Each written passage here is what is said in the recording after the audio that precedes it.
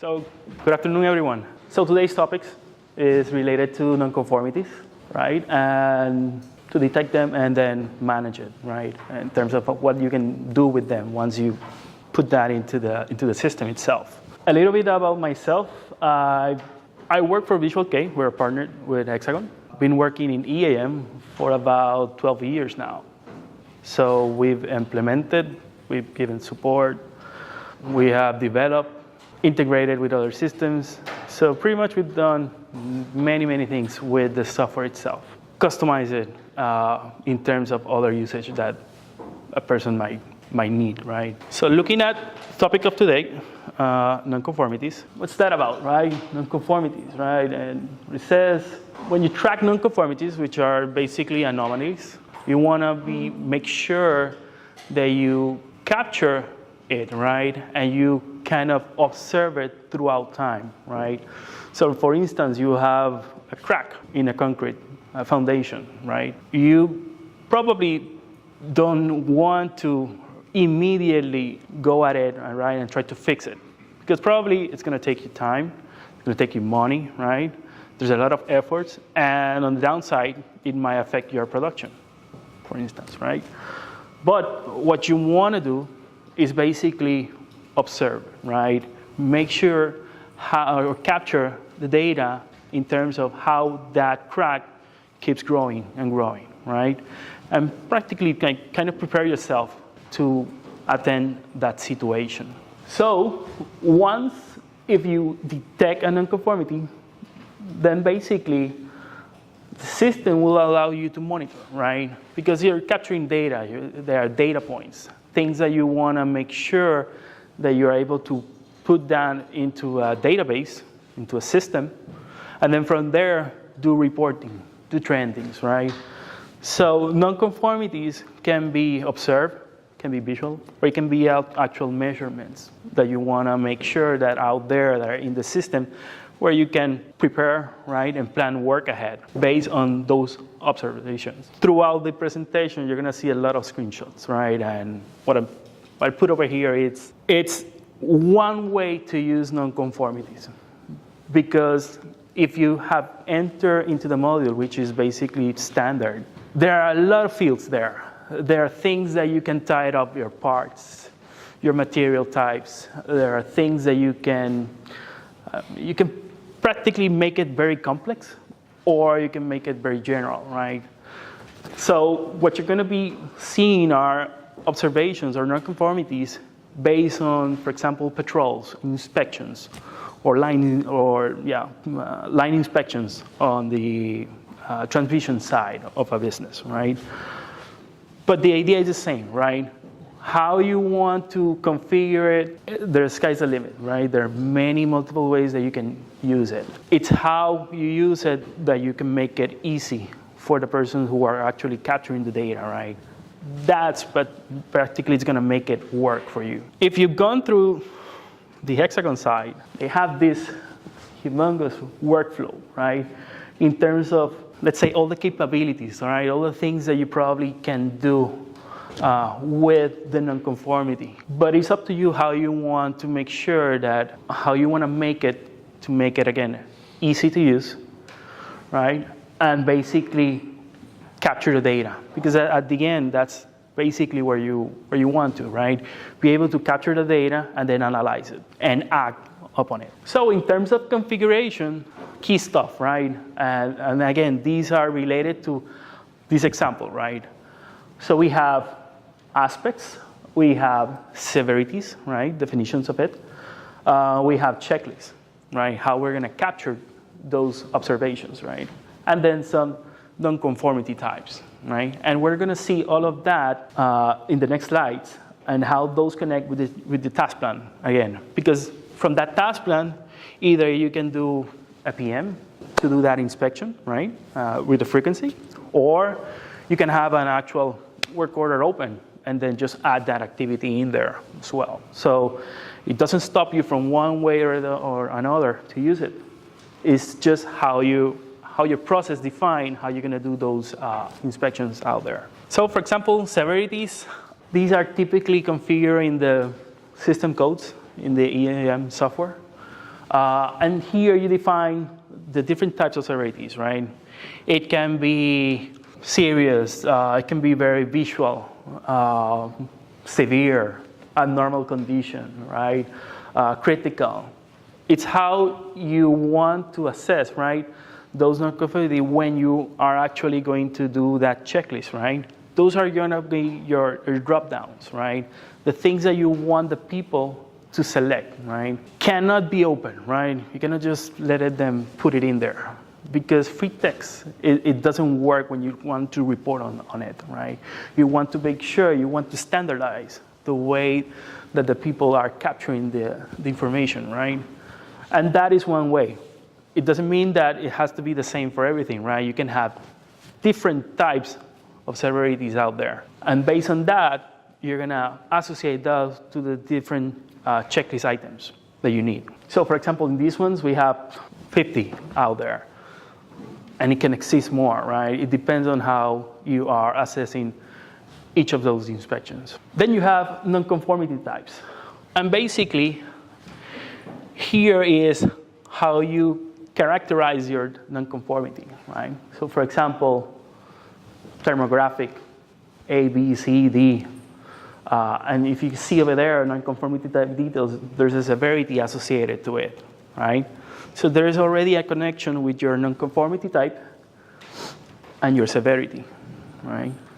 So there is kind of a one-to-one relation. If they select that, then from there they select the actual nonconformity type during the checklist process. So here again, you basically define, and again, it's going to be based on how you are assessing that aspect that you want to measure, right? So depend on that is how we're going to see those available, right, and associated to the different areas. It can be general.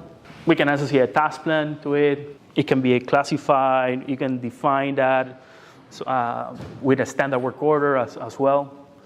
So many different ways that you can configure it so that it gives you the output that you're looking for. Aspects. Okay, so on the aspects, basically you have, if you do remember in terms of checklists, you have your aspects, point types, right? All of those criteria there. So one of those in the aspects, and you're gonna see that based on that aspect that I define, then I would have, for example, collector shoe defects, right?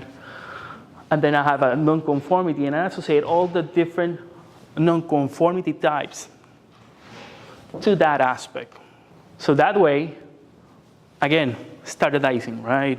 You want the people to be able to select the things that you want to make sure, right? It doesn't mean that it's going to change over time, right? As time passes, you typically will update it, right, into new terms. But you want to make sure that you have that part standardized. And then once you have that nonconformity type, you also can input, for example, tolerances, right? Because if you have a measurement and it's within a value or outside the value, apologies, then it can trigger a nonconformity out immediately, right?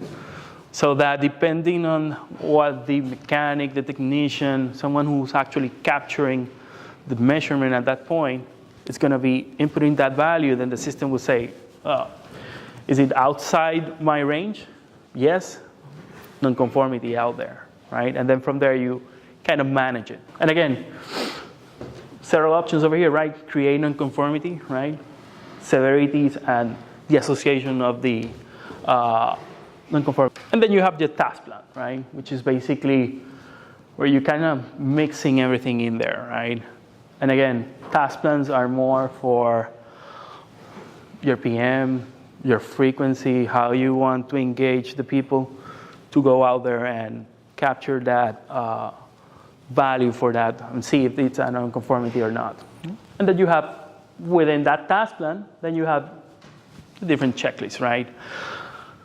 And over here, if you see type, nonconformity check, right? It can be a nonconformity check or it can be a nonconformity measurement, right? Depending on what what is it that you want to capture, right?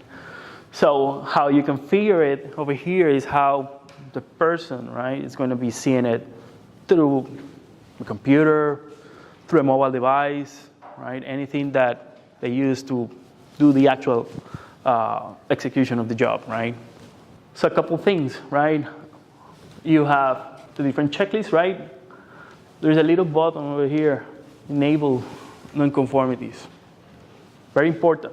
If you don't mark it, then you won't be able to select, for example, the nonconformity type. It's going to override it. It's going to be, you're not going to be able to use it completely. Typically, it's hidden. You have to hide it because it's there, but it's not. It doesn't come with the standard layout of the screen. But again, with that in mind, and if you have used checklists before, then you can have a route, right?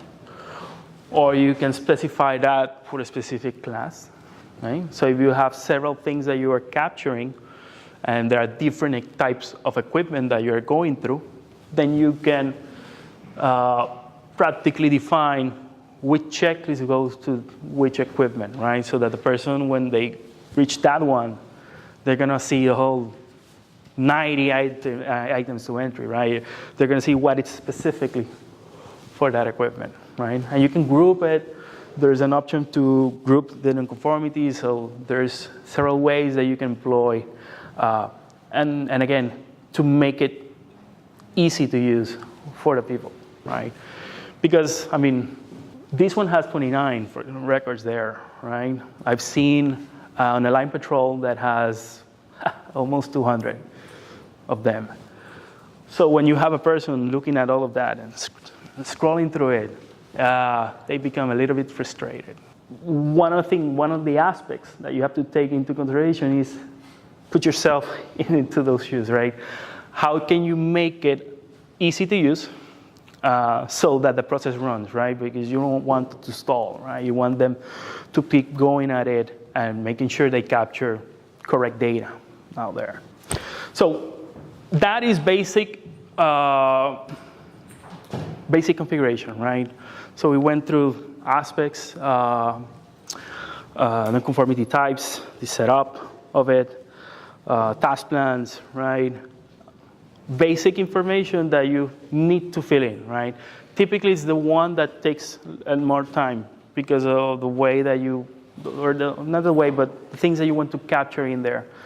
So that can be very long, it can be very small, it can be updated as time passes. So that type of information, it's pretty much very important to have it up to date, okay? And again, you also need PM, so you have the task plan associated to a PM so that it, or at least some type of a frequency work order, so that it runs through and you know when the people need to engage the actual check. And then there's other processes that are involved there. For example, planning, right? Scheduling of it, when they're going to be doing that out, okay? So other processes are also into the mix, but kind of implied into it, into the use of it. So the next slides that you're going to see are more on how to use, right? Once you have it set up. Typically, you're going to see more of a mobile setup. I think that's one of the best way to go. But you're going to see also the screen within the EAM desktop side. So typically, if you're in your mobile, right, you will be able to capture your different work orders, the ones that are assigned to you. That's typical EAM. In this case, you see there's detail patrol, there's substations inspections. In terms of that, once you select your work order, then basically you go through the process of selecting your activity, right? Once you have it, right, then your actual checklist will appear over here, right? And these are the areas where you can group your actual entries so that you can, if you have 200 entries, then try to make it as easy to use as possible, right? You select your entry, and then from there, then you have your if it's okay or if it's a nonconformity to select over it, right? And then selecting the nonconformity type, right? And then you have notes. You can capture an actual photo of it using the mobile device, and you can document that into it. And basically, if you need to create follow-ups, right, or is it a final occurrence, right? Because probably there might be an inspection that you have to do it every 30 minutes, right? So you have the checklist set up so that it continues to gather that data. And once you are done with it, then you click your final occurrence of it. With that, you select your nonconformity type. So see how you define it and how you associate that to your aspect. Then those are the options that you're going to be selecting from it. And then you go and you move to the different ones that you want to capture, right? So for example, this one, nonconformity, straps are deteriorated, final occurrence, and that's it, right? What happens on the software side, right? Then you have your work order, right? And then you have similar ways to see those checklists, right? The ones that were set with the nonconformity, the severity associated to it, and the different aspects at the end of it. So that's how you capture that initial nonconformity check. But after that, there are several places that you can go and see those associations, right? So for example, you're going to see that on the work order, you're going to see the different observations, right? There's a tab to look at those, right? And see which are the ones open, which are the ones that are assigned or not, okay? So automatically when that nonconformity gets created, it will go to that status open, unassigned, unless you change it, right? Unless you define it different in your workflow. Or you can go to the actual nonconformity screen, right? And from there, again, the same approach, right? You have the information, you have documents you can attach to it, as always, see the observations regarding to that. And then you have your status, right? Where you can see if it's open, unassigned, open, assigned, and finally close once the nonconformity is kind of closed down, right? In terms of the investigation, in terms of the review of it. Okay? And from there, basically, for each of those, you can create a work order, or you can have multiples of them and associate it to one work order. So it depends on different checks, right? If it's different equipments, then thoroughly you're going to have different work orders to manage them. On the nonconformity side, right, the different actions to use them.